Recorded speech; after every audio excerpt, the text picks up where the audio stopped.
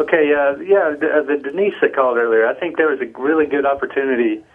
What she said, what you guys were talking about, creation of hell and God being responsible for everyone who sins there. That's a great opportunity for a flow chart. I'd like to see that all in large, bold print that you could follow it down, and I think it'd be really persuasive. But when you were talking to her, you also said that these beliefs are immoral and lots of other things. And the argument is, well, if I believe this way all my life and all I did is good things from it, and what's the harm if I was wrong in the end? Can you expand on that? Sure. You want to go? Sure. If you have an immoral belief, but just if you think it's okay to punch Spanish people in the face, and you never meet one, you can get through life without ever having done anything bad. And but then if you say, well, what was the harm? You're missing the point, right? I mean, that was a bad thing to believe in the first place. And I think that's the kind of thing that Matt was talking about. And now back to you, because I don't actually know for sure what you were talking about.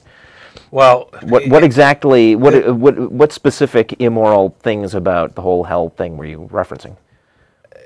One of the issues with this, it depends on specifically what it is that people believe, but by and large, when I hear the what's the harm thing, any number of answers come up, depending on the specific beliefs. There are, of course, believers who obviously do things that they shouldn't, like avoiding hospitals and blood transfusions and opting for prayer instead of actual medical treatment. And then there are other believers who simply go through life and they have these beliefs, but they don't necessarily act on them to the same extent. So their idea is that, well, if I get to the end, it's not, my belief in God doesn't affect my daily life or do anything else like that. So if I get to the end and die and I turn out to have been wrong, I've lost nothing. It's a take on Pascal's wager that is horribly, horribly flawed, because what you've lost is the opportunity for truth.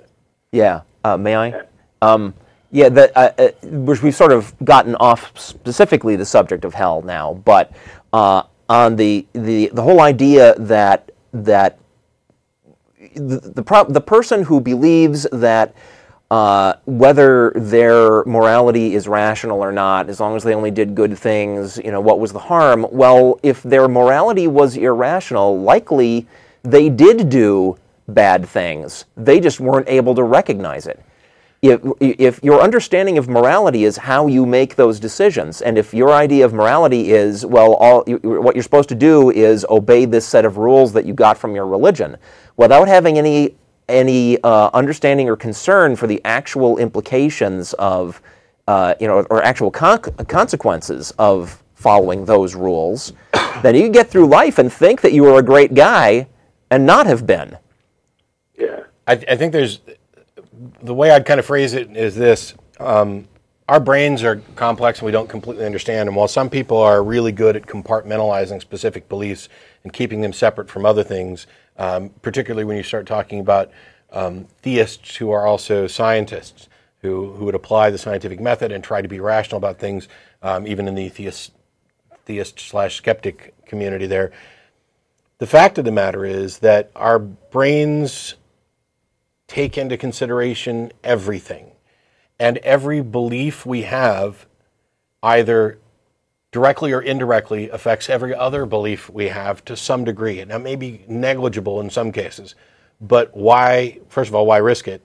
And second of all, I don't think that what's the harm is a particularly good argument for holding an irrational belief. So I am of the opinion that I'd like to believe as many true things and as few false things as possible, because I understand that every false belief that I have, even if I'm not immediately aware of all the potential harm, it's something that can affect all my other beliefs.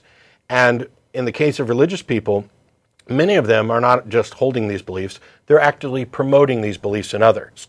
And if you have a belief that you don't have a particularly good reason for, and your best reason for not giving it up is that you don't presently see the harm in it, and yet you go and promote that belief to others, I think you're taking an immoral action.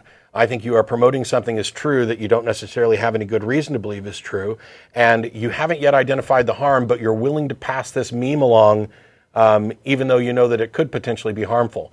when we talk about the idea that we are all reprobate sinners who send ourselves to hell, and we can avoid this by latching on to some fictitious life preserver being tossed to us by some fantasy guy who supposedly died for a weekend, I think it's really kind of absurd to say that believing that has no effect on anything else in your life. I think it's a naive statement to presume that one could believe something so profound about the human nature at its base and the way the cosmos works, and that it doesn't affect any other decisions. I think more accurately, people have blinders on to the harm. And there's a website, I think it's whatstheharm.net, that will actually go through and quantify some of the harm that's being done. And we've seen this in other areas too, where people have been convinced that they're not only not doing harm, but they're avoiding harm. In the anti-vax movement, for example, right, where they have been convinced that vaccinating their kids is going to be harmful. And so they take this action, and their argument is not, okay, what's the harm if I don't vaccinate my kids? Their argument is that they're doing the absolute right thing, which is similar to what religious believers would have you believe. And the fact of the matter is, they're absolutely wrong, and they are freaking killing people. And we're seeing epidemics of whooping cough and other things because they have failed to uphold their duty as, good citizens. Oh, well, it's my right. I don't have to vaccinate my kids if I don't want to, and I shouldn't have to take that risk. Well, thank you for screwing the rest of us over and killing off herd immunity, you selfish pricks. And by the way, you're probably killing your kids. You're probably doing harm. So there are plenty of people who can run around and say, what's the harm, where we haven't necessarily identified it. But there are also people doing it, not only what's the harm, but I'm not doing harm, when there's clear identifiable harm. So yeah, I think that the right position is to try and avoid false beliefs as much as possible. Right. What's the harm is really not the issue. Yeah. Right? Is it true is the issue.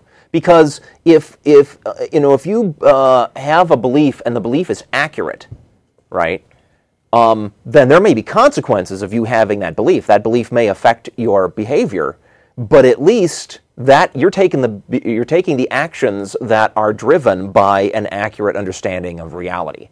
If you're believing something that's not true, it's still going to drive your actions, but now it's just an irresponsible thing to latch onto in the first place. I have exactly one thing you could call a belief that I know can't be proved even in theory, and in addition to a number of things that I think the evidence supports them, I believe those things, right, on which I can be wrong. But I know of exactly one belief I have that I'm just latching onto for convenience sake, and that is that all of this is not just a big illusion. And I'm completely upfront about the fact I can't prove that to myself or anybody else, and I'm latching onto it only because, absent that belief, everything seems kind of pointless, and that doesn't sound like a good way to live. But even on that one, I would love to be proved wrong. I'd love to be shown a way to determine whether everything is just an illusion, and I'd certainly be the first to amend my my view of reality if it was proved to me that everything was an illusion. But it's what Matt was saying. The goal in life should be to find out what's actually true, and go with that. Are you there? I guess I lost him. We talked Brett right off the air. Sorry, Brett.